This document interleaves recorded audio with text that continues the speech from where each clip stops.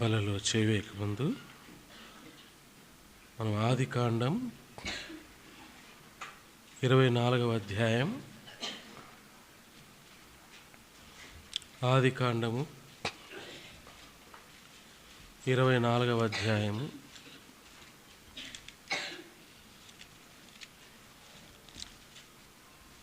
మొదటి వచనం అందరం కలిసి చదువుకుందాం. ఆదికాండము 24వ అధ్యాయము మొదటి వచనాన్ని దయచేసి అందరము కలిసి చదువుకుందాం. అబ్రాహాము బహుకాలము గడిచిన వృద్ధుడై ఉండెను. అన్ని విషయములలోనూ యెహోవా అబ్రాహామును ఆశీర్వదించెను. ప్రార్థన చేసుకుందాం. ప్రేమగల తండ్రి, కృపలైన గొప్ప దేవ, తిరిగి మరోసారి మధ్యాహ్న కాల సమయంలో నీ కుమారుడు మా రక్షకుడైన ప్రభువైన యేసుక్రీస్తు వారి యొక్క శరీరానికి రక్తానికి సాదృశ్యమైనటువంటి బలలో చేయవేయకమును తండ్రి, నీ వాక్య విలువలో ప్రవేశిస్తుండగా నిలబడుతున్న నన్ను కూడా మరుగుపరచండి, పవిత్రపరచండి. నీ ప్రజల ఆత్మీయ క్షేమార్థమై ప్రభా నీ నోటికి నన్ను బూరగా వాడుకోనండి. వినుచుండగా తండ్రి విని గ్రహించుకునే ఆ శక్తిని నడుచుకునే అనుభవాన్ని మాకు దయచేయండి. మేలుకై నన్ను జ్ఞాపకం చేసుకోమని వేడుకుంటున్నాను. నన్ను కూడా తండ్రి దేవ దాసత్వంలో ఉన్న నన్ను కాడి క్రింద ఉన్న నన్ను ప్రభా విమోచించుటకై తండ్రి నీ ప్రియకుమారుని యేసుక్రీస్తు వారిని లోకానికి నాయన స్త్రీ యందు జన్మింపజట్లు చేసి దేవ నా నిమిత్తమై నా దేవుడు శాపగ్రాహి శిలువ మరణం పొంది నాకు ఇచ్చిన ఆత్మ సంబంధమైన ప్రతి ఆశీర్వాదం కొరకై తండ్రి అబ్రహాము సంతానములో నన్ను కూడా ఒకనిగా చేసిన విధానాన్ని బట్టి ఏమిచ్చారో స్తుతింపుకుంటూ ప్రభువైన యేసుక్రీస్తు వారి ఘనమైన నామములో స్తుతించి ప్రార్థిస్తున్నాను తండ్రి, ఆమేన్.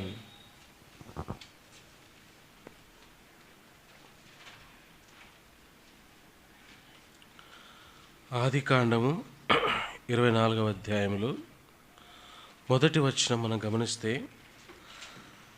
అబ్రహాము బహుకాలము గడిచిన వృద్ధుడైండెను. అన్ని విషయములలోనూ యెహోవా అబ్రహామును ఆశీర్వదించెను. అన్ని విషయములలో, ఒకటని కాదు కానీ రెండని కాదు కానీ దేవుడు అబ్రహామును ఏం చేశాడంట, ప్రతి విషయంలో కూడా ఆశీర్వదిస్తూ వచ్చాడు. ఇప్పుడు వాగ్దానాలు తీసుకుంటాం కదా మనం 31కి వాగ్దానాలు తీసుకుంటేనే కొంతమంది ఏమడుగుతారంటే, నాకు వచ్చిన అనుభవం నేను చెప్తున్నా, నేను ఎదుర్కొన్న అనుభవం. మా ఊర్లో కొంతమంది పొలాలకు కూడా తీసుకుంటారు. దేనికి? పొలాలకి. మా ఊర్లో కొంతమంది ఎక్కువ డ్రైవర్లు ఉంటారు కాబట్టి అంబులెన్స్ కూడా వాగ్దానం తీసుకున్నారు. దేనికి? పొలానికి తీసుకున్నారు, అంబులెన్స్ కూడా తీసుకున్నారు. సేవకులు ఉన్నది ఉన్నట్టు చెప్పాలి కాబట్టి వాటికి తీసుకోవద్దండి మా సంఘంలో నేను చెప్పాల్సి వచ్చింది. కొంతమందిని ఏమన్నారంటే నాతో ఆ వాగ్దానం పేపర్ చూపించి, అన్న ఇది మాకు మంచిదేనా అన్నారు. ఏంది? ఇది మాకు మంచిదేనా అన్నారు. పెద్ద చెప్పల్లో ఉన్న దైవ సేవకుడు రాజశేఖర్ అన్న, మన డానియల్ అన్న గారి బాగా పరిచయము. వాళ్ళ ఇంటికి మొన్న రీసెంట్గా వెళ్ళినప్పుడు మేము సహవాసం కోసం, మా భార్యకి యోబు గ్రంథంలో ఒక మాట వచ్చింది, నేను కూడా మర్చిపోయినా, ఏంటంటే ఏదో గుర్తులేదు నాకు కూడా. ఆ మాట విన్నప్పుడు ఆ దైవసేవకుడు ఏమన్నా అంటే, ఓయమ్మ యోబు గ్రంథం వస్తే కష్టాలు ఎక్కువ అవుతాయే అని అన్నారు. ఎవరు? దైవసేవకులు రాజశేఖర్ అన్న కూడా. ఎందుకు చెప్తున్నా అంటే, కొంతమంది ఏమంటారు, వాగ్దానం తీసుకుంటానే ఏం కావాలి మనకి? ఏమి కావాలా? ఆశీర్వాదాలు కావాలా. కానీ దాని వెనక ముందు ఏం చెప్పినాడు ఆయన మనకు? అయ్యొద్దు, ఒకటే మనకు కావాలా. ఏం కావాలా? ఆశీర్వాదం. దేవుడి నుంచి వచ్చే ఆశీర్వాదమే మనకు కావాలా. దేవుడు మనకు ఏం చెప్తున్నాడో మనం ఏమైనా చేయాలా అనేది మాత్రం మనకి వద్దు. ప్రార్థన కూడా అన్నీ ఇమ్మండమే, అదే కదా. మీరు మీ గురించి నాకు తెలియదండి, నేనైనా మా వాళ్ళైనా ఎక్కువ ఎవరైనా సరే ఏం చేస్తాం, ప్రార్థనలు కూడా ఎక్కువ అన్నీ అని చెప్పడమే. మనం దేవునికి ఎక్కువగా ఇచ్చేది ఉండదు.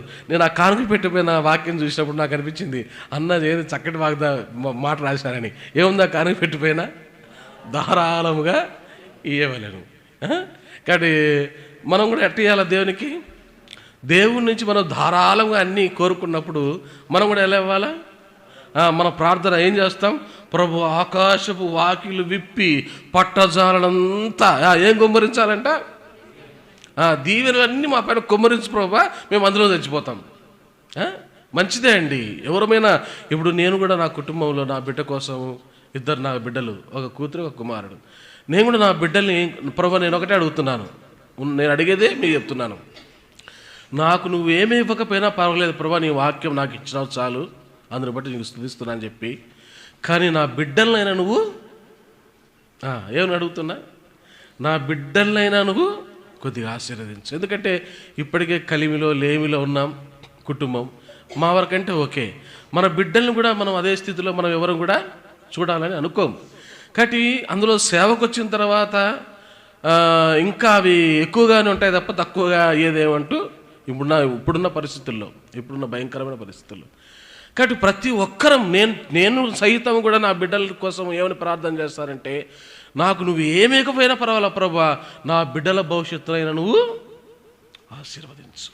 ఈ మాట దైవ సేవకులుగా మేము చేస్తాం, విశ్వాసముగా ఏ సంఘములో ఉన్న ఎవరైనా సరే ఆశీర్వాదము కోసం ప్రార్థన చేయని కుటుంబము కానీ, వ్యక్తి కానీ, సంఘము కానీ ఎవరు కూడా. ఇప్పుడు ఈ సంఘం ఉంది, మందే బేతేలు ఉంది, ఈ బేతేలు ఇక్కడికే ఉండాలని ఆలోచిస్తామా? ఉంటామా? ఇంకా ఎక్కడైనా మంచి ప్లేస్ తీసుకొని ఇంకా బాగా కట్టుకొని ఇంకా డెవలప్ చేయాలి అనే ఆశ ఉంటుందే తప్ప ఇంతటితో సరిపెట్టుకోవాలనే ఆశ ఒక్కరికి కూడా ఉండదు కదా. కాబట్టి ప్రతి ఒక్కరికి, అది సంఘమైనా సరే, సేవకులైనా, మేమైనా సరే, విశ్వాసులైనా సరే, ఎవరైనా సరే దేవుని దగ్గర నేను కోరుకుంటాను. అబ్రహామునంట దేవుడు ఏం చేశాడు, అన్ని విషయములలో ఆశీర్వదిస్తూ వచ్చాయంట. అన్నగారు డానియల్ అన్నగారు మళ్ళీ ఒకసారి చెప్తున్నా, అన్న కృతజ్ఞతలు నిజంగా చాలా వందనాలు తెలియజేస్తున్నా.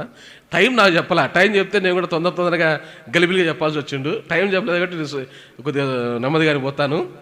చాలా మంచి పని చేశారు అన్నగారు నాకు ఆ సమయం ఇచ్చి. ఇక్కడ మనం గమనిస్తే అన్ని విషయములలో నిజంగా నేను ఆదికాండం చదివేటప్పుడు, ఆదికాండం అంతా వరుసగా ఆదికాండం నుంచి నేను చదువుతున్నప్పుడు, ఆ చదివే సందర్భంలో దేవుడు నాతో ఈ లేఖన భాగాలన్నీ నాకు చూపిస్తూ వచ్చినాడు. అబ్రహాం విషయమై మనం గమనిస్తే, అబ్రహాం విషయమై దేవుడు ఎంతగా తనను ఆశీర్వదించాడంటే రండి చూద్దాం. 24వ అధ్యాయం 35వ వచనం, 24వ అధ్యాయం 35వ వచనం. ఎవరు అంటున్నారు ఈ మాటలు? అబ్రహాము దాసుడైనటువంటి వాడు అంటున్న మాట. 34వ వచనం చూడండి.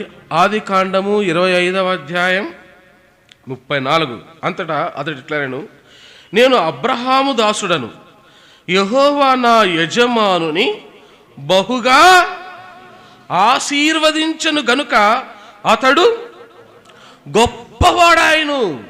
అక్కడేం చదివినాం? మొదట వచనంలో ఏం చదివినాం? అన్ని విషయంలో ఏం చేశాడు దేవుడు? అబ్రాహామును ఆశీర్వదించాడు. ఇక్కడేమంటున్నాడు? యెహోవా నా యజమానుని బహుగా ఆశీర్వదించను గనుక అతడు గొప్పవాడాయను.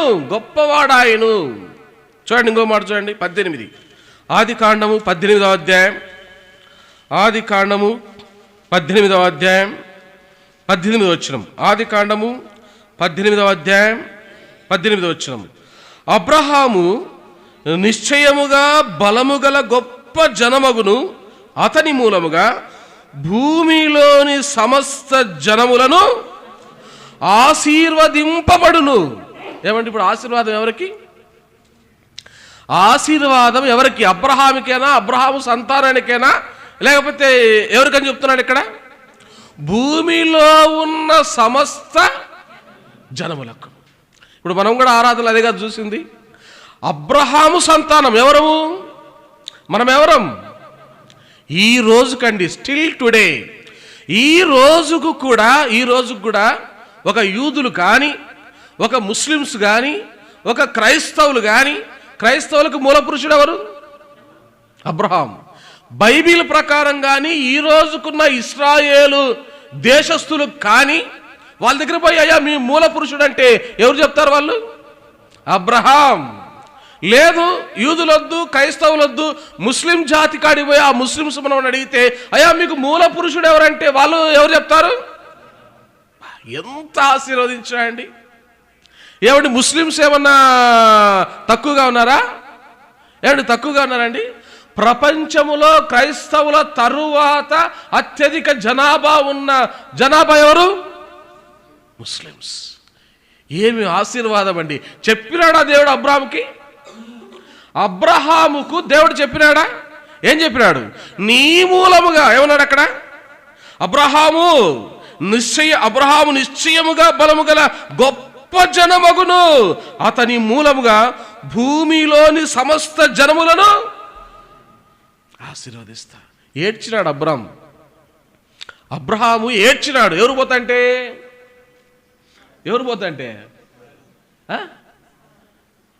ఏం కాదు, మీరే చెప్పాలక. ఎవరు పోతంటే ఏడ్చినాడు? హాగరు పోతంటే. ఎవరికైనా బాధే కదండి. హాగరు ఏం నల్లగా లేదు, చాలా తెల్లగా ఉంటుంది. ఎవరు? అందగత్తె, చాలా అందగత్తె. ఎవరు? హాగరు. ఏమండి, అంత అందమైన భార్య పోతుంటే ఎవరికైనా ఏడుపు రాదు చెప్పండి. అందులో బిడ్డను కానీ పెద్దవాడైన తర్వాత ఎంతో సంబంధం వాళ్ళకు ఉంటుంది. నిజంగా అండి, దేవుడు నిజంగా అబ్రహాము జీవితాన్ని మనం ధ్యానిస్తే ఎంత లోబడ్డాడంటే, అబ్రహాము తన దేవునికి ఎంత లోబడ్డాడంటే ముందుకు మనం చూస్తాము ఆ మాట. ఇక్కడ ఏమన్నాడు? ఇక్కడ 18లో అతని మూలముగా భూమిలోని సమస్త జనములను అన్ని విషయములలో అన్నాడు. తన దాసుడు ఏమన్నాడు?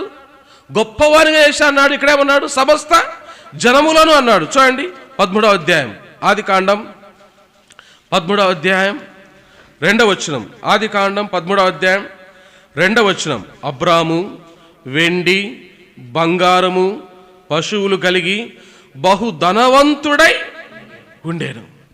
ఏముందంట అబ్రాము దగ్గర? వెండి ఉంది. ఆ కాలంలోనే ఏముందంట? వెండి ఉంది, బంగారు ఉంది, బహు పశువులు. ఆ కాలంలో సంపద అంటే ఏంటి? ఈ కాలంలో సంపద అంటే ఏం చెప్పండి? ఆ కాలానికి సంపద పశువులు, గొర్రెలు, మేకలు, లేకపోతే ఎనుములు, దున్నపోతులు. మీరు ఏమంటారు? నల్లగా ఉండేదని నాకు తెలియదు, మేము దున్నపోతులు అంటాం. మీరు ఒక్కొక్క ఊర్లో ఒక్కొక్క భాష వాడతారు. నిన్న సాంసార్ అన్న పక్కన కలిసి భోజనం చేస్తుంటే ఒక సిస్టర్ ఉండి మనం ఏం చేస్తారంటే తిక్కుతున్నారు అన్నారు. అంటే మా వాళ్ళు ఏమంటారు? పాత్రలు కడుగుతున్నారు అంటారు. ఇక్కడేమన్నారు? పాత్రలు తిక్కుతున్నామంటున్నారు. కాబట్టి ఒక్కొక్క ప్రాంతంలో ఒక్కొక్క భాష ఉంటుందండి. ఒక్కొక్క ప్రాంతంలో ఒక్కొక్క భాష ఉంటుంది కదా. కాబట్టి ఇక్కడ దేవుడు అబ్రహామును ఆశీర్వదిస్తున్నాడు అంటే ఏ విషయంలో? ఆ కాలంలో ఎక్కువ సంపద ఉందంటే ఏముంది? పశువుల సంపద. ఈ కాలంలో ఆశీర్వాదం అంటే భూములు, బ్యాంకు బ్యాలెన్స్. అంతే కదా. కాలం మారింది కాబట్టి పద్ధతులు కూడా మారుతూ వచ్చినాయి. కాబట్టి వెండి ఉందంట, బంగారు ఉందంట, పశువులు కలిగి ఎలా ఉన్నాడంట? బహు ధనవంతుడు. ఇంకొక మాట ఉందండి అబ్రాహాము గురించి. నిజంగా ఆ మాట చూసినప్పుడు ఒక ఊరి వాళ్ళంట అబ్రాహాము గురించి ఏమన్నారు చూడండి. ఆ మాట ఏమన్నారు చూడండి. 23వ అధ్యాయం. ఎంత చక్కటి మాట అబ్రహాము గురించి వాళ్ళు అంటారో చూడండి ఆ ఊరి వాళ్ళు. ఆదికాండం 23వ అధ్యాయం 6వ వచనం. ఆదికాండం 23వ అధ్యాయం 5వ వచనం నుంచి చదువుతాను. 23:5. హేతు కుమారులు, అయ్యా మా మాట వినుము, నీవు మా మధ్యను మహారాజవై. ఎవరంట అబ్రాహాము? ఆ అబ్రహామును వాళ్ళు చూస్తున్నప్పుడు అబ్రహాము వాళ్ళ దృష్టిలో ఎలా కనబడుతున్నాడు? మహారాజు. సింహాసనం లేదంతే అబ్రహాముకి, వెనక సైనికులు లేరంతే అబ్రహాముకి, తలపైన కిరీటం లేదంతే అబ్రహాముకి, ఏమి లేవు. కానీ వాళ్ళ దృష్టిలో అబ్రహాం ఎలా ఉన్నాడు? మహారాజవై ఉన్నావయ్యా అబ్రహాం. ఎంత ఆశీర్వదించాడు అబ్రహాము దేవుడు. ఏమండి, ఎంత ఆశీర్వదించాడు. ఇంతగా దేవుడు అబ్రాహామును ఆశీర్వదించడానికి, ఆయన మూలంగా సమస్త వంశములను ఆశీర్వదించడానికి ఈ రోజుకు సైతం ఈ రోజు కూడా మనం ఆరాధన చేసినాం. ఎవరిని బట్టి? అబ్రహాము సంతానం అని ఆరాధన చేసినాం. మనం కూడా ఈ రోజుకు ముస్లిమ్స్కి అబ్రహామే మూల పురుషుడు, ఈ రోజుకి యూదులకి అబ్రహామే మూల పురుషుడు. అంతగా దేవుడు అతన్ని ఆశీర్వదించడానికి ఏంటి కారణం? బైబిల్ ఏం చెప్తుంది అబ్రహాము గురించి? ఆయన వ్యక్తిత్వం గురించి ఏం చెప్తుంది? నువ్వు అనుకుంటావు, నేను అనుకుంటావు ఏమని? దేవుడు నన్ను కూడా దీవించాలని, దేవుడు నా పిల్లలు దీవించాలని మనం కోరుకుంటాము, దేవుడు మన కుటుంబాన్ని దీవించాలని మనం కోరుకుంటాము. మరి ఎప్పుడు దీవిస్తాడు దేవుడు? ఆశీర్వాదాలు కోరుకుంటే సరిపోద్దా? అబ్రహామును ఆశీర్వదించిన దేవుడు నన్ను ఆశీర్వదించావంటే ఆశీర్వాదాలు దేవుడు ఊరికనే ఇస్తాడా? నీవు వాగ్దానం తీసుకున్నావంటే దాని వెనకనో ముందునో ఏదో ఒకటి షరతులు ఉంటాయండి. షరతులు వర్తిస్తాయి. ఏది తీసుకునే ముందు, నువ్వు ఎల్ఐసిలో ఏదైనా కట్టే ముందు దాన్ని ఏమంటారు? పాలసీ కదా. నువ్వు పాలసీ కట్టే ముందు ఏం వర్తిస్తాయి?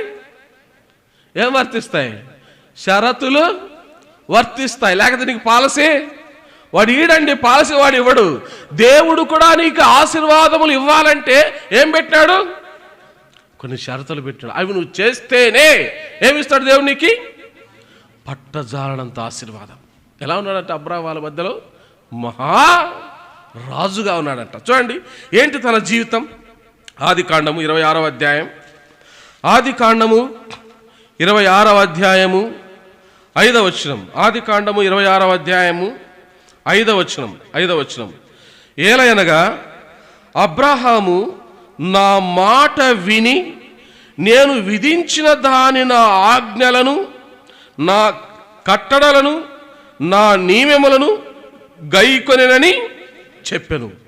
అబ్రహాము అంతగా ఆశీర్వదించబడడానికి ఈ రోజు కూడా ప్రతి మనిషి అబ్రహామును తలంచుకొని ఆరాధించడానికి, అబ్రహామును తలంచుకోవడానికి కారణం ఏంటంటే ఇక్కడ దేవుడు చెప్తున్నాడు.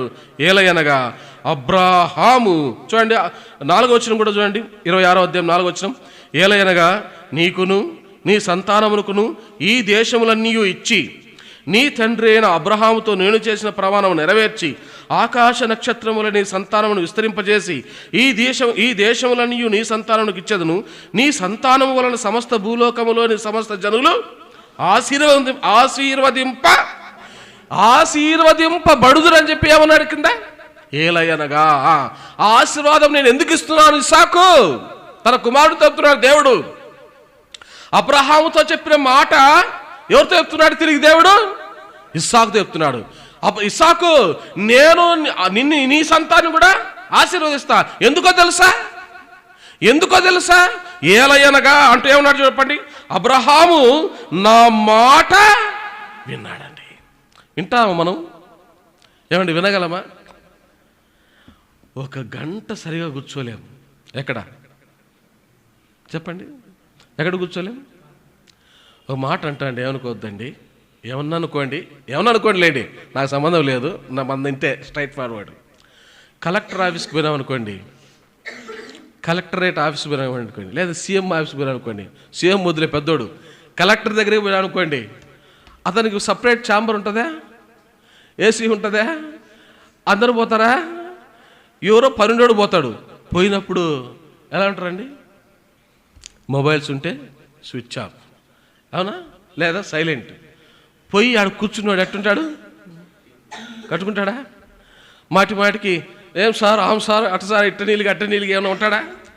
ఏమైనా ఉంటుంటాడా?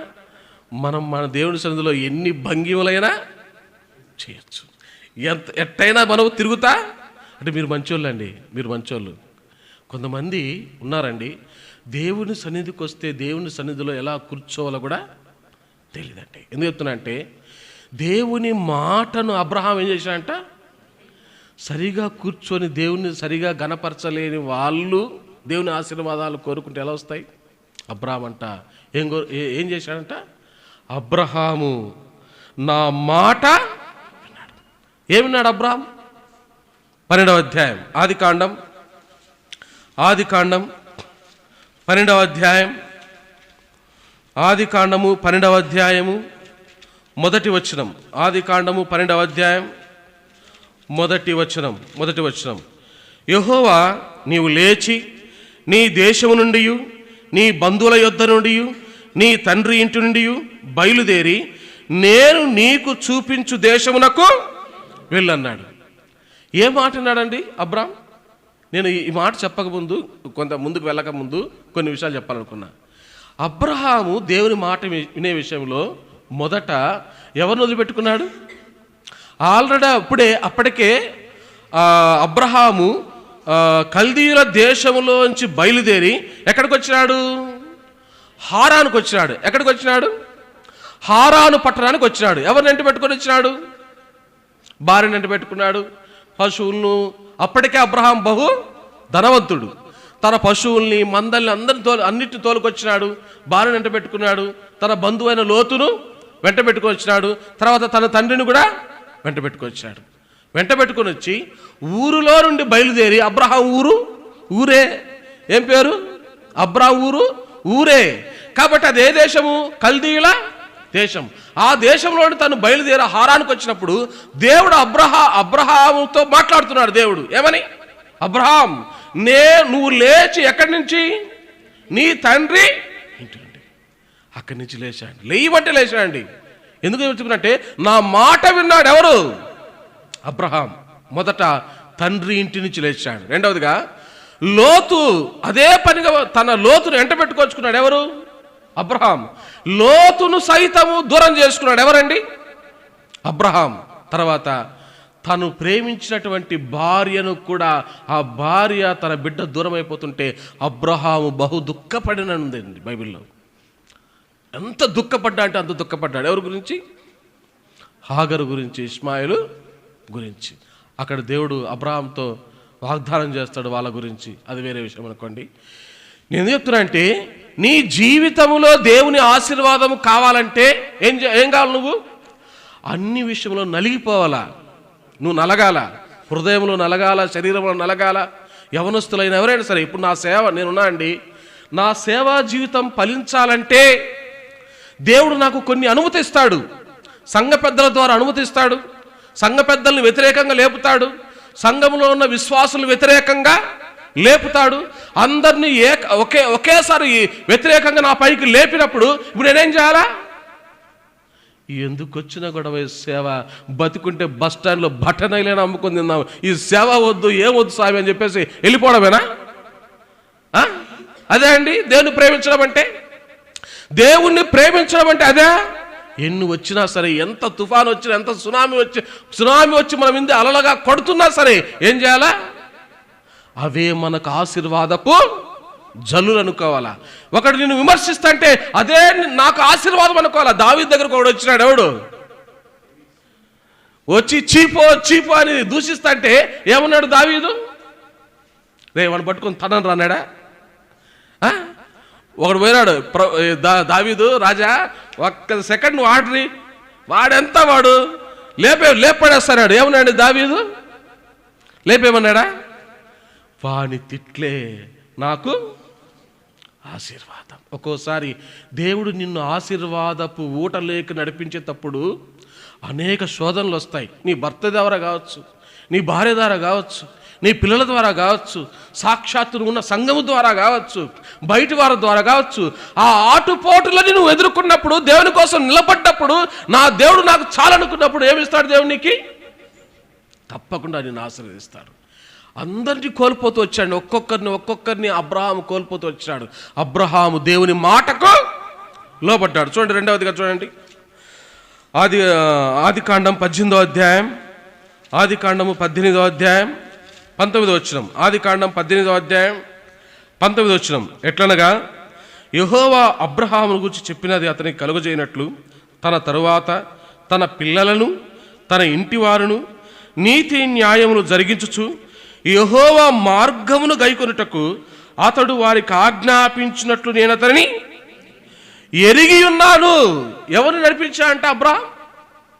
దేవుని మార్గములలోనికి అబ్రహాము ఎవరు నడిపించాడు? ఒక అబ్రహామే కాదండి దేవుని మాట వినింది. ఎవరెవరంట? తన పిల్లలు, తన ఇంటివారు, తన పిల్లలు, తన ఇంటివారు, తన ఇంటిలో ఉన్నటువంటి దాసులు అందరూ కూడా, తన ఇంటిలో ఉన్నటువంటి దాసులు అందరూ కూడా యెహోవా మార్గములో నడిచేటట్లుగా వారిని చేశారు. అందుకని ఎలియాజరు పెళ్లి సంబంధానికి పోయినప్పుడు, ఎవరికి? అబ్రహాం కొడుక్కి పెళ్లి సంబంధానికి పోయినప్పుడు అక్కడ ఎలియాజర్ని ఎవరిని మోకరింపజేశాడు? ఏంటండి ఆ పరిస్థితి? మన బిడ్డల్ని మోకరించరా అంటే ఏం చేస్తారు మన బిడ్డలు? ఒక కాలు అట్టేస్తాడు, ఒక కాలు ఇట్టేసి మోకరిస్తాడు. అవునా కాదా? సరిగా మోకరించరు. ఎవరు? యవనస్తులు సరిగా మోకరించరు. అబ్రహాము పెద్ద దాసుడైనటువంటి ఎలియాజరు ఎవరిని మోకరింపజేశాడంట? ఏంటండి ఆ భక్తి? ఎంత భక్తిలో పెంచండి అబ్రాం. తన ఇంటి వారిని, తన దాసులను, ఆఖరికి వారి పశువులను కూడా ఆ దైవ సంబంధమైన భక్తిలో ఎంతగా పెంచాడండి. ఏమండి, ఒక జంతువుకు ట్రైనింగ్ ఇవ్వకపోతే అలా చేస్తాయండి? ఏమండి, చేస్తాయా చెప్పండి? ఒక జంతువుకు ట్రైనింగ్ ఇవ్వకపోతే అలా చేయగలవా? కష్టమండి, చేయలేవు. ఏమి ట్రైనప్ చేశాడండి? ఎవరిని? ఎందుకు ఆశీర్వదించడండి అబ్రాహుని? ఆయన మహా రాజండి. ప్రజలు అన్నారు కదా, హేతు కుమారులు, అయ్యా మా మధ్య నువ్వు ఎలా ఉన్నావు? మహారాజు.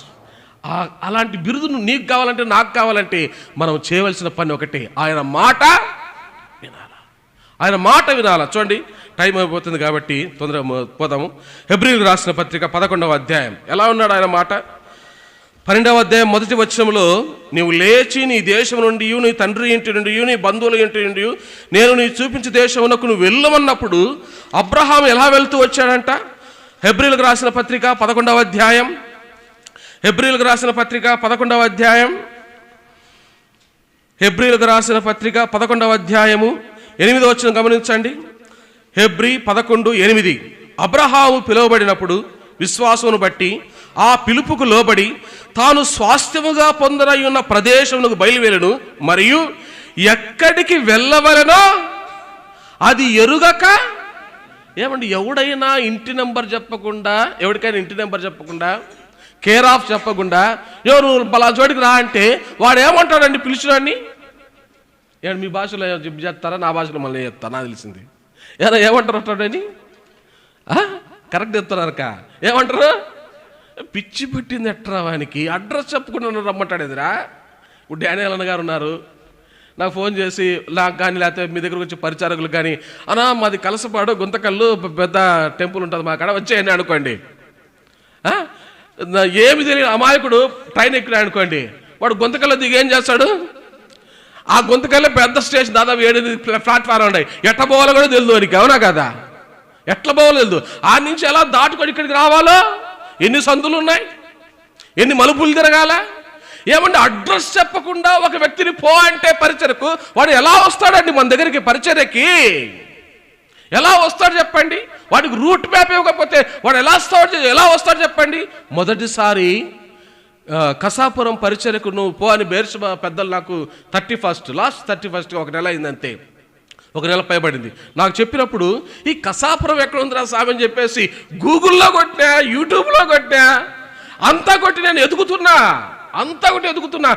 కొడుతుంటే అది కనపడుతుంది, నాకు కొడుతుంటే అది కనపడుతుంది. చూసారా? చదువుకున్న పరిజ్ఞానం ఉంది కాబట్టి నేను వెతుకుతున్నా. దేన్ని? కేర్ ఆఫ్, అడ్రస్, ఎలా వెళ్ళాలని.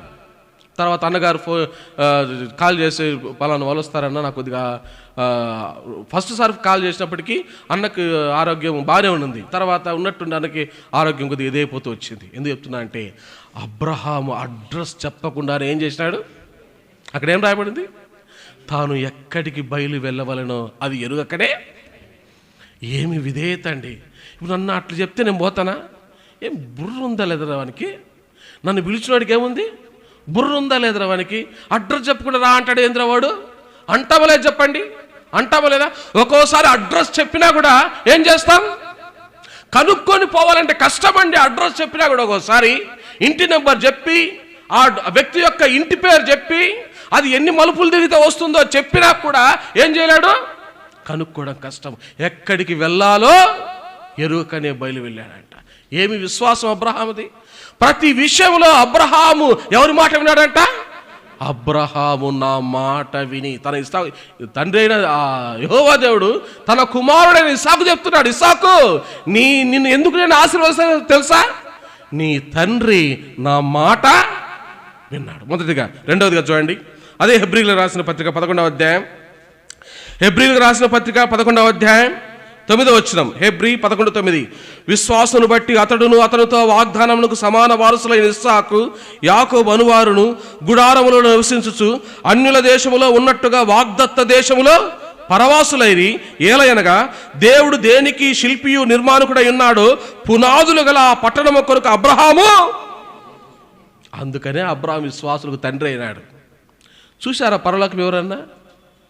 మీరు పోయి హైందవుల దగ్గర కానీ వేరే వాళ్ళ దగ్గర పోతే అయ్యా పరలోకం ఉందంటే వాళ్ళు అనే మాట ఒక్కటే, ఏమంటారు ఏమేమన్నా చూసి వచ్చినావా అంటారు. అమెరికా ఉందా అండ్ ఉందా? మీరు చూసారా? ఏమన్నా తలుపుతున్నారేనా? మీరేమన్నా చూశారంటే తలుపుతున్నారు? చూసి వచ్చినోడు చెప్పినాడు. అవునా?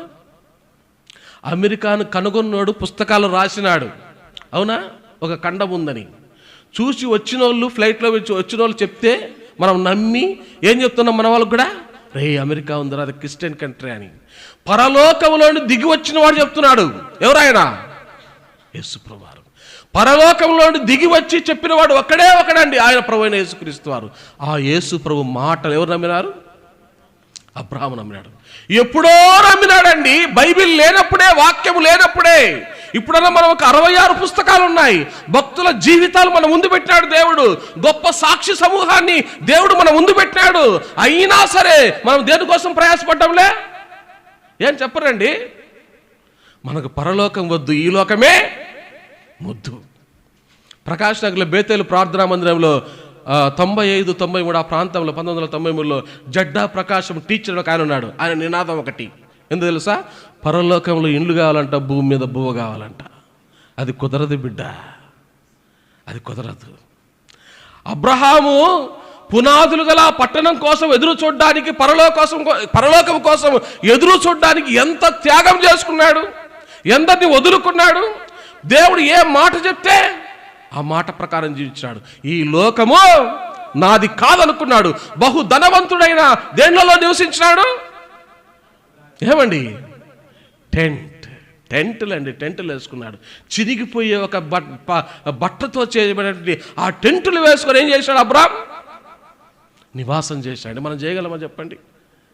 ఆ దృష్టి మనకుందా చెప్పండి? ఆ కోణంలో మనం ఆలోచించగలమా దేవుని చెప్పండి? అందుకని దేవుడు అబ్రహామును ఏం చేశాడు? మొదటిగా, అయ్యా నువ్వు లేచి నీ తండ్రి ఇంటి నుండి, నీ బంధువుల యొద్ద నుండి, నీ దేశం నుండి బయలు వెళ్ళాలంటే ఎక్కడికి వెళ్ళాలో తెలియకుండానే ఏం చేశాడు? బయలు వెళ్ళాడు. రెండవదిగా, అయ్యా నీ కోసం అంటే ఒక పరలోకాన్ని నేను సిద్ధపరిచినాను, ఆ రాజ్యానికి నువ్వు సిద్ధపడంటే కనిపించని అదృశ్యంలో ఉన్నటువంటి ఆ రాజ్యం కోసం ఈ లోకంలో అబ్రహాం ఏం చేశాడండి? సిద్ధపడ్డాడండి. మనం సిద్ధపడుతున్నామా అండి? ఏమండి, వదిలేండి, నేను మా సిస్టరు ఒకసారి ఆటోలో ప్రయాణం చేస్తుంటే మా సిస్టర్ నేను అడిగిన, మా సొంత అక్క, ఈ పెద్ద పెద్ద బిల్డింగ్స్ అన్ని కడుతున్నారు కదా, బాగున్నాయి బిల్డింగ్స్, అందంగా ఉన్నాయి, ఎక్కడ చూసినా పొలాలన్నీ ఇండ్లుగా మారిపోతున్నాయి, కొండలన్నీ ఇండ్లుగా మారిపోతున్నాయి, వీటిని చూస్తుంటే నీకేమనిపిస్తుంది అక్క అన్న అంటే అవనింది, మనకు కూడా అటు ఇంట్లో ఒకటి ఉంటే బాగుండు తమ్ముడు అనింది. ఏమనింది? మనకు కూడా అలాంటి ఇల్లు ఒకటి ఉంటే బాగుండు తమ్ముడు అనింది. అప్పుడు నేను మనసులో అనుకుని నవ్వుకున్నా. అని 2 నిమిషాల తర్వాత నన్ను అడిగింది, ఇంతకు నన్ను ఎందుకంటే నువ్వేమనుకున్నావా, నీకేమనిపిస్తుందని. అప్పుడు నేను అన్నాను, అవన్నీ చూస్తుంటే యేసు ప్రభు రాకడా సమీపమైంది. చెప్పినాడా? ఇండ్లను గట్టుచు పెండ్లికి ఇచ్చుచు, నారును నాటుచు త్రాగుచు తినుచు, ఇండ్లను గట్టుచు పెండ్లికి ఇచ్చుచు, నారును నాటుచు త్రాగుచు తినుచు, జగములు జనులు దిగులు లేనప్పుడు, జగములు జనులు దిగులు లేనప్పుడు, దొంగవలే ఇలా దొరయ్యవాచు. ఎప్పుడు వస్తాడంట? మా అక్కని అడిగితే ఏమనింది? మనకు కూడా ఒక ఇండ్లు ఉంటే బాగుండు తమ్ముడు అనింది. నాకేమనిపించింది వాటిని చూస్తుంటే, ఓహో వస్తానన్న నా యేసు ప్రభు ఎలా వస్తాడు? దానికి సూచన ఏంది? ఇండ్లను కట్టడం. నోవహు దినములలో ఎలాగుండెనో మనుష్య కుమారుని యొక్క రాకడ అలాగే ఉంటుంది. జనులు ఏం చేస్తారంట? తినుచు త్రాగుచు పెళ్ళికిచ్చుచు పెళ్ళిళ్ళు చేసుకున్నట్టు నారును నాటుచు ఇండ్లు కట్టుచు ఉన్నాయా బైబిల్లో? ఆ దృక్పథం నూకున్నప్పుడు దేవుడు నిన్ను ఆశీర్వదిస్తాడు. ఒకవేళ భౌతికంగా నిన్ను ఆశీర్వదించకపోయినా సరే నిన్ను ఆత్మీయంగా దేవుడు నీకు ఉన్నత స్థానాన్ని దేవుడు ఇస్తాడు. అది రెండవది. మూడవదిగా అదే 11వ అధ్యాయం, హెబ్రీయులకు రాసిన పత్రిక 11వ అధ్యాయం 11వ వచనం. హెబ్రీలకు రాసిన పత్రిక 11వ అధ్యాయం 11వ వచనం.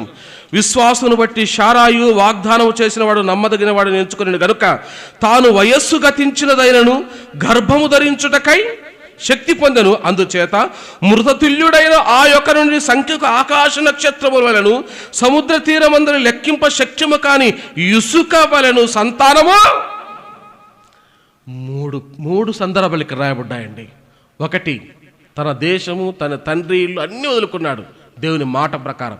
రెండవది, ఈ లోకము నాది కాదని పరలోకం కోసము దేవుడు చెప్పిన మాట ప్రకారం నిరీక్షణ కలిగి అన్నీ వదులుకొని ఆ దేశము కోసము తను సిద్ధపడ్డాడు, తన కుమారుని సిద్ధపరిచాడు, తన కుమారులు సైతము అబ్రహాము సిద్ధపరిచాడు. మూడవదిగా, అబ్రహాము యొక్క శరీరం అంట ఎలా ఉందంట, అందుచేత మృతతుల్యుడైన ఆ ఒకరి నుండి, అంటే అప్పుడు అబ్రహాముకి దాదాపు ఎన్ని సంవత్సరాలు, సెంచరీ. ఎన్ని సంవత్సరాలండి? దాదాపు 100 సంవత్సరాలండి. శారా యొక్క శరీరం ఎలా ఉందంట, తాను వయస్సు గతించినదైనను, వయస్సు గతించింది దేనికి, గర్భము ధరించడానికి ఆమె యోగ్యురాలు కాదు, అన్ఫిట్. ఎవరు? శారా తల్లి, శారమ్మ. మనందరికీ తల్లి అండి, మనందరికీ తల్లి శారమ్మ. కాబట్టి ఇద్దరు కూడా అలాంటి పరిస్థితుల్లో ఉన్నప్పుడు అబ్రహాము ఎవరిని నమ్మినాడు? ఏం చెప్పాడు అబ్రహాంతో? చూడండి, ఆ మాట చూడండి, చూద్దాం. ఆ మాట ఒక 2 మాటలు చూసి ముగిచ్చేస్తాను. ఆది కాండము 15వ అధ్యాయం, 2వ వచనం. ఆది కాండము 15వ అధ్యాయం 2వ వచనం. అందుకు అబ్రాము, ప్రభు అయిన యెహోవా నాకేమిచ్చిననేమి, నేను సంతానము లేనివాడనే పోచున్నానే, దమస్కు ఎలియాజరే నా ఇంటి ఆస్తికర్తయ్యను కదా. ఏమంటున్నాడు అబ్రాము ఇక్కడ? అయ్యా, నువ్వు నాకెన్ని ఇస్తే, వెండి ఇచ్చినావు, బంగారు ఇచ్చినావు, పశువులు ఇచ్చినావు, అప్పటికే నేను బహుధనవంతుణ్ణి, ప్రజలందరూ నన్ను మహారాజు అంటున్నారు, ఎన్ని ఉంటే నాకేమి లాభము, నాకేమి లేదు, సంతానము లేదు. 17వ అధ్యాయం, ఆది కాండము 17వ అధ్యాయం 17వ వచనం. ఆది కాండము 17వ అధ్యాయం 17వ వచనం.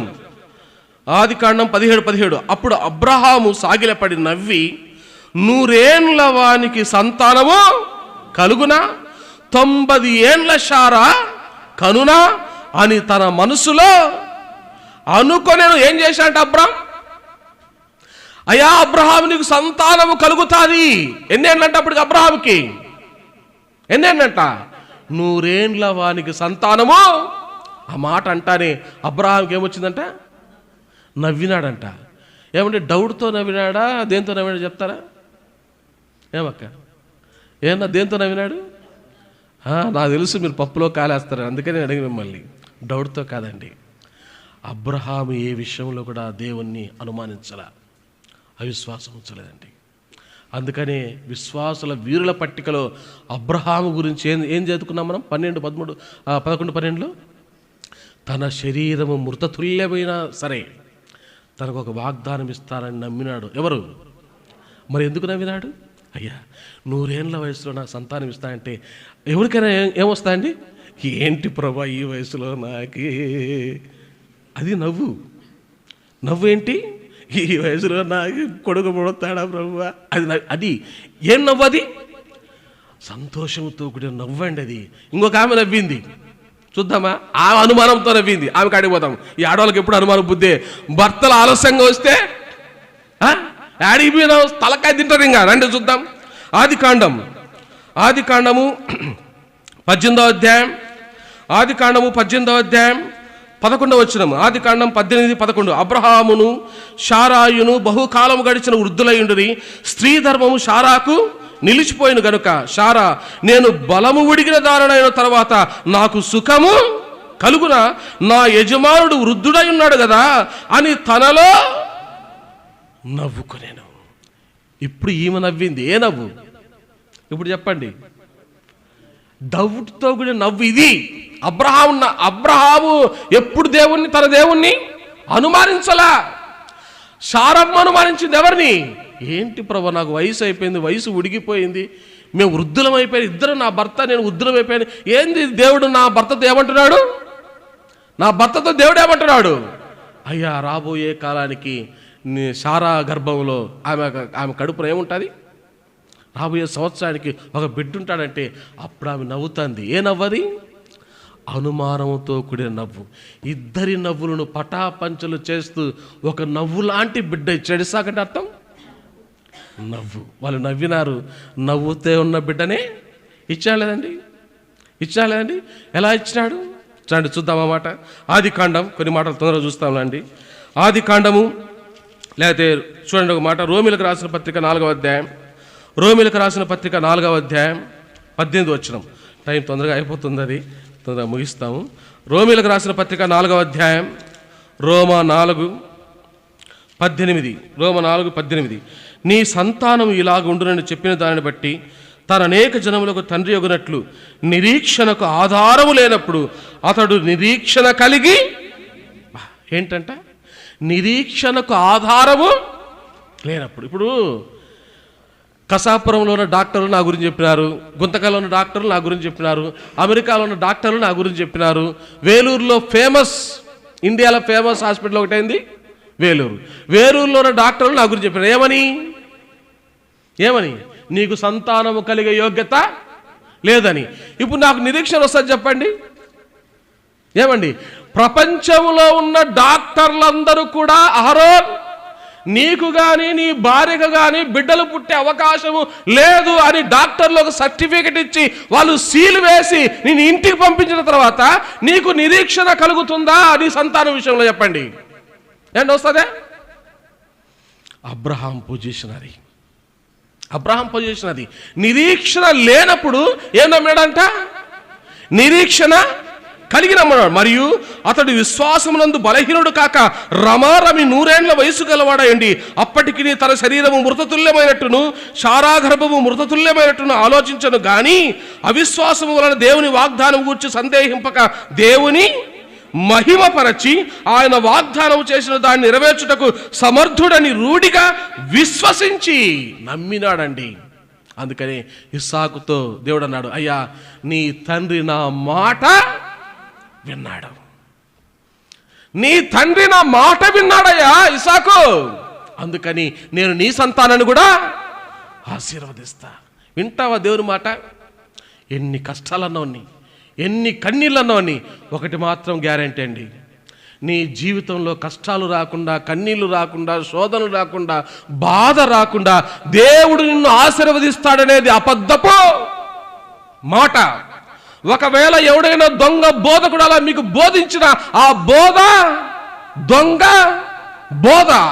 బైబిల్లో ఆది కాండం మొదలుకొని ప్రకటన గ్రంథం వరకు ఏ భక్తుడు చరిత్ర తీసుకున్నా ప్రతి ఒక్కడు కూడా కష్టపడి శ్రమలు అనుభవించి కన్నీరు కార్చి వేదన పొంది దేవుని చేత ఆశీర్వదించబడిన వాళ్ళు. కావాలా ఆశీర్వాదం? అయితే దేవుని మాట విను. ఇప్పుడు నేనున్నాను దైవ సేవకుని, ఉన్నది ఉన్నట్టు దేవుని సంఘంలో చెప్పినా అనుకోండి, ప్రజెంట్ ఒప్పుకుంటారా సంఘాలు? మీరు చెప్పండి, వాస్తవం చెప్పండి. సంఘ పెద్దలు ఒప్పుకుంటారా? సంఘం ఒప్పుకుంటుందా? అయినా సరే చెప్పాలా. శోధన వచ్చినా సరే, శ్రమ వచ్చినా సరే, నీకు వాళ్ళు ఇవ్వకపోయినా సరే, నీ సేవకునికి ఇవ్వాల్సిన భక్తిము ఇవ్వకపోయినా సరే, దేవుని మాట ఉన్నది ఉన్నట్టు చెప్పాలా. అప్పుడు ఆ దేవ సేవకుడు ఏం చేస్తాడు? దేవుడు తన సేవను ఆశీర్వదిస్తాడు, తన కుటుంబాన్ని ఆశీర్వదిస్తాడు. ఎవరు? దేవుడు. శ్రమ లేకుండా ఆశీర్వాదము రాదండి. చూడండి ఏమన్నాడు చూడండి, కొన్ని మాటలు చూసి ముగిచ్చేస్తాను. యెషయా గ్రంథం 51వ అధ్యాయం. ఎప్పుడు ఆశీర్వదించాడు దేవుడు? ఎలా ఆశీర్వదించాడు? యెషయా గ్రంథం 51వ అధ్యాయం. తొందరగా ముగిచ్చేస్తానండి, టైం చాలా అయిపోతుంది. యెషయా గ్రంథము 51వ అధ్యాయము, ఒక 2 మాటలు చూసి ముగిచ్చేస్తాను. యెషయా గ్రంథము 51:2. యెషయా గ్రంథము 51వ అధ్యాయము 2వ వచనం. మీ తండ్రి అయిన అబ్రహాము సంగతి ఆలోచించుడి, మిమ్మును కరిన శారాను ఆలోచించుడి. అతడు ఒంటరి అయి ఉండగా నేను అతని పిలిచితిని. దేవుడు ఏమంటున్నాడు అబ్రహాము గురించి? అబ్రహాము సంతానమును ఆశీర్వదించక మునుపు అబ్రహామును ఎలా పిలిచాడంట? అబ్రహామును దేవుడు ఎప్పుడు ఎలా పిలిచాడంట? తాను ఒంటరిగా ఉన్నప్పుడు పిలిచాడంట. రెండోది చూడండి ఒక మాట, ద్వితీయోపదేశ కాండం 10వ అధ్యాయం ద్వితీయోపదేశ కాండం 10వ అధ్యాయం 22వ వచనం. ద్వితీయోపదేశ కాండం 10వ అధ్యాయం 22వ వచనం. నీ పితరులు 70 మంది అయి ఐగుప్తులకు ఎంతమంది వెళ్ళారంట అండి? మొదట దేవుడు అబ్రహామును పిలిచేటప్పుడు ఎంతమంది పిలిచాడంట? ఒక్కడిగా ఉన్నప్పుడు. ఆ ఒక్కనికి సంతానం ఇచ్చిన తర్వాత వాళ్ళు ఐగుప్తు దేశంలోకి పోకముందు వాళ్ళ సంతానం యొక్క సంఖ్య చెప్తున్నాడు దేవుడు ఇక్కడ. ఎంతమంది అంట? 70 మంది. ఎంతమంది? 70 మంది. 70 మంది. రండి చూద్దాం. ఆదికాండం 15వ అధ్యాయం 5వ వచనం. ఆదికాండం 15వ అధ్యాయం 5వ వచనం. ఒక్కడిగా ఉన్న అబ్రహామును 70 మంది ఉన్నటువంటి ఆ యొక్క అబ్రహాము యొక్క సంతానాన్ని దేవుడు ఏం చెప్తున్నాడు ఇక్కడ 15:5లో? మరియు ఆయన వెలుపలికి అతన్ని తీసుకుని వచ్చి, నీవు ఆకాశం వైపు తేరి చూచి నక్షత్రములను లెక్కించుటకు నీ చేతనైతే లెక్కించుమని చెప్పి నీ సంతానము అలాగవునని చెప్పాను. ఏమండి, అబ్రహాము అప్పుడే డౌట్ వచ్చి అడిగినాడు, అయ్యా నాకు ఏడ పుడతారంటే అబ్రహామును బయటకు తీసుకొచ్చాట. మనం ఏం చేస్తాం అప్పుడు చిన్నపిల్లలకి? గోరు ముద్దలు తినిపించేటప్పుడు వెన్నెలు ఉంటే ఎవరిని చూపిస్తాం? మామను చూపిస్తాం. అందరికి మామ ఎవరు? చందమామ. ఆ మామను చూపించి చూడు ఎంత బాగుందో, చూడు ముద్ద పెడతాం నోట్లో. అవునా? దేవుడు కూడా తన కుమారుడైన అబ్రహామును అలా బయటికి తీసుకొచ్చి, అబ్రహాం మై డియర్ సన్, అట్లా చూడయ్యా, పైకి చూడు, నీ బిడ్డకు నువ్వు ఎలా పైకి చూపిస్తావో ఆ పరలోకపు తండ్రి తన కుమారుడైన అబ్రహాముకి ఏం చూపించాడంట? ఆకాశ నక్షత్రం చూసి నీ చేతను లెక్కబెట్టు అంటేనే అబ్రహాము లెక్క పెట్టడానికి ప్రయత్నించవచ్చు. 1 2 3 అబ్బే దిమ్మ తిరిగిపోయేది. ఎవరికి? నా వల్ల కాలేదు ప్రభా, నీ సంతానం ఆ విధంగా చేస్తా. చూడండి రెండవదిగా ఆదికాండము 22వ అధ్యాయం 17వ వచనం. ఆదికాండం 22వ అధ్యాయం 17వ వచనం. ఆదికాండం 22:17. నేను నిన్ను ఆశీర్వదించి ఆకాశ నక్షత్రముల వలెను సముద్ర తీరమందరి ఇసుక వలెను నీ సంతానమును నిశ్చయముగా విస్తరింపజేసను. నీ సంతతి వారు తమ శత్రువుల గవిని స్వాధీన పరుచుకుందురు. మరియు ఎందుకు ఆశీర్వాదం? నీవు నా మాట వినినందున. మళ్ళా రిపీట్ చేస్తున్నా మాట దేవుడు. నీవు నా మాట వినినందున ఎలా చేస్తాడు తన సంతానాన్ని? ఆకాశ నక్షత్రములే కాదు కానీ, అబ్రహాం అక్కడొద్దు, నీకు ఇంకా ఏదన్నా ఇంకోటి చూపిస్తా, దా పోదాం రాని. ఇప్పుడు ఆడ తీసిపోయినాడు. ఎక్కడ తీసిపోయాడు అబ్రహాం? దేవుడు సముద్రం దగ్గరికి తీసిపోయాడు. ఏమంటే ఇసుక తీసుకొని అలా అంటే లెక్క పెట్టగలవా? మన చేతన వద్దా? నీకు 100 ఏళ్ళు కూడా సరిపోవండి. ఆ సముద్రపు ఒడ్డునటువంటి ఇసుకనంతా చూపించి, అబ్రహాం నీ చేతనైతే లెక్క పెట్టమన్నాడు. దేన్ని? ఇసుక రేణువల్లి. నీ సంతానాన్ని ఎలా చేస్తా? ఎందుకన్నాడు దేవుడు ఆ మాట? అబ్రహాం, నువ్వు నా మాట విన్నా. నీ జీవితంలో ఆశీర్వాదం కావాలా? కొన్ని కుటుంబాల్లో నెమ్మది ఉండదండి, సంతోషం ఉండదండి, ఆనందం ఉండదు. అన్నీ ఉంటాయి. బంగారు ఉంటుంది, వెండి ఉంటుంది, కావాల్సిన డబ్బు ఉంటుంది, మంచి భర్త ఉంటాడు, మంచి భార్య ఉంటుంది. ఒక్కోసారి పిల్లల ద్వారా సమస్య, ఒక్కోసారి ఇరుగు పొరుగు వాళ్ళ సమస్య, ఒక్కొక్కసారి తల్లిదండ్రుల ద్వారా సమస్య. సంతోషం ఉండదు. హృదయంలో అన్నీ ఉన్న ఒక్కోసారి ఉండదు, సంతోషం ఉండదు. ఒక చిన్న ఉదాహరణ చెప్పేసి ఒక మాట చెప్పి ముగిచ్చేస్తా. ఒక దైవ సేవకుడికి ఒక దైవ సేవకురాలకి 2 పిల్లలు ఉన్నారంట. పేద దైవ సేవకుడు, ఆ కుటుంబం పేదది. 2 బిడ్డల్ని ఆ దైవ సేవకురాలు స్కూల్ పంపిస్తున్నారు. ఊహ వచ్చిన పిల్లలు వాళ్ళు. అందరు పిల్లలు ఆ కాన్వెంట్ స్కూల్లో మంచి బ్రేక్ఫాస్ట్ లంచ్ తీసుకొచ్చుకొని తింటుంటే, ఆ లంచ్ బాక్స్ ఓపెన్ చేసి మంచి రుచికరమైన మంచి వాసన వచ్చే ఆహార పదార్థం వాళ్ళు తింటుంటే, వీళ్ళు ఎప్పుడు ఒకే రైస్. ఎవరు? దైవ సేవకుని పిల్లలు. ఆ క్యారీ ఇప్పితే నీళ్ళు కొంత అన్నం. ఆ స్కూల్లో పిల్లలంతా అడిగినారంట, రే ఎప్పుడు మీరు ఇదే తిండి తింటారు కదా, అసలు ఏందిరా ఈ బువ్వ ఏంది ఏమంటారు అంటే, వాళ్ళు అన్నారంట, రే ఇది కోల్డ్ రైస్ అన్నారంట. ఏ రైస్?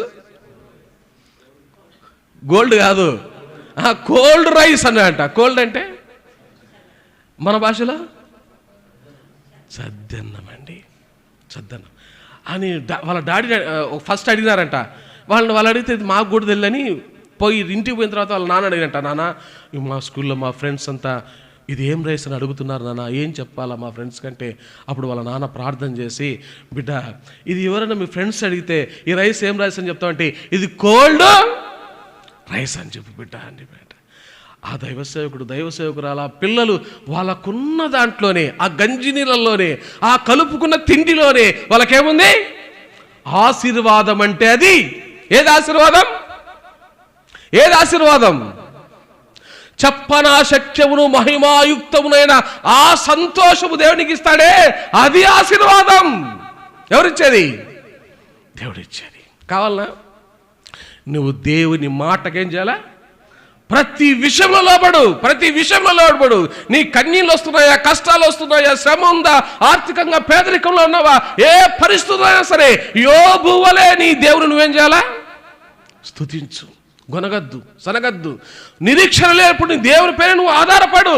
నా దేవుడు ఈ సమయంలో కాకపోయినా ఒక సమయంలోనే నా దేవుడు నన్ను ఆశీర్వదిస్తాడు. నమ్ము దేవుని మాట. ఒక మాట చూసి నేను ముగిచ్చేస్తాను, టైం అయిపోతుంది కాబట్టి. రండి చూద్దాం మాట. నెహెమ్యా లేకపోతే ద్వితీయోపదేశకాండం, ఒకటే ఒక మాట చూసి నేను ముగిచ్చేస్తాను. ద్వితీయోపదేశకాండం 30వ అధ్యాయం, ద్వితీయోపదేశకాండం 30వ అధ్యాయం 19వ వచనం. ఒక్క మాట చూసి నేను ముగిచ్చేస్తాను. ద్వితీయోపదేశకాండం 30వ అధ్యాయం 19వ వచనం. ద్వితీయోపదేశకాండం 30వ అధ్యాయం 19వ వచనం.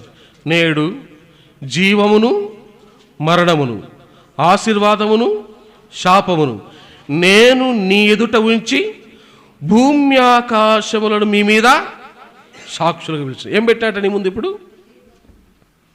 దేవుడు 2 ఆప్షన్లు నీ దగ్గర పెట్టాడు. ఒకటి జీవము మరణము, రెండవది ఆశీర్వాదము శాపము. నీకు, నీ బిడ్డలకి, నీ కుటుంబానికి, నీకున్న సంఘానికి ఆశీర్వాదం కావాలంటే దేవుడు ఒకటి చెప్తున్నాడు. ఇక్కడ ఒకటే ఒకటి చెప్తున్నాడు దేవుడు. ఏం చెప్తున్నాడు రండి చూద్దాం. ఏం చెప్తున్నాడు? 20వ వచనం. నీ పితరులైన అబ్రహాము. మళ్ళీ ఎక్కడ పోయాడు దేవుడు? ఎవరికి అడిగిపోయాడు?